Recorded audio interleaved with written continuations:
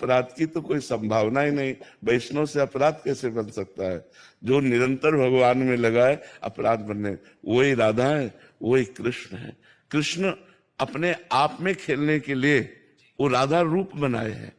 दूसरा, रसो या परमानंद एक द्विधा सदा, श्री राधा कृष्ण रूपाभ्याम तस्यै तस्मै नमो नमः। वो रस स्वरूप परमात्मा अपने खेलने के लिए अपने आप को ही राधा रूप में प्रकट किया। भगवान का जो आह्लाद है, भगवान की जो आत्मा है, वही तो प्रियाजू है।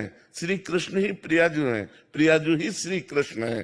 पर प्रियाजू की कृपा से ही श्री कृष्ण प्रेम प्राप्त किया जा सकता है। क्यों?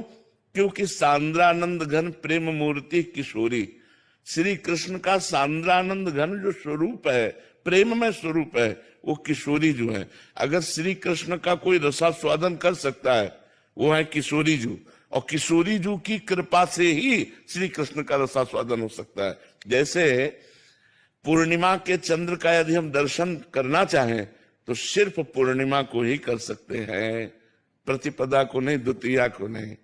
ऐसे ही अगर हमको श्री कृष्ण प्रेम प्राप्त करना है तो किशोरी जी का कृपा कटाक्ष अत्यंत आवश्यक है।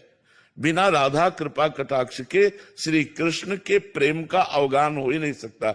जैसे हमारी पूज्य महामहिम गोपी जन तो आधाय मूर्धन यदा पुरुदार गोप्या काम्यम पदम प्रिय गुणैरपिछ मौले भावोत्सवेन भजताम रस काम धेनुम तम राधिका चरण रेणु महाम स्मरामि। श्री जी की चरण रज के प्रभाव से अनंत अनंत सौंदर्य माधुर्य निधि श्री कृष्ण को रिझा लिया गोपियों ने।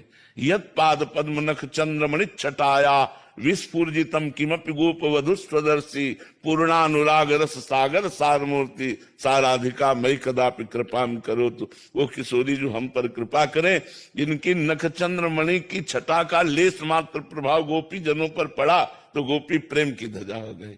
तो श्री कृष्ण का पूर्ण रसास्वादन सिर्फ लाडली जू कर सकते हैं।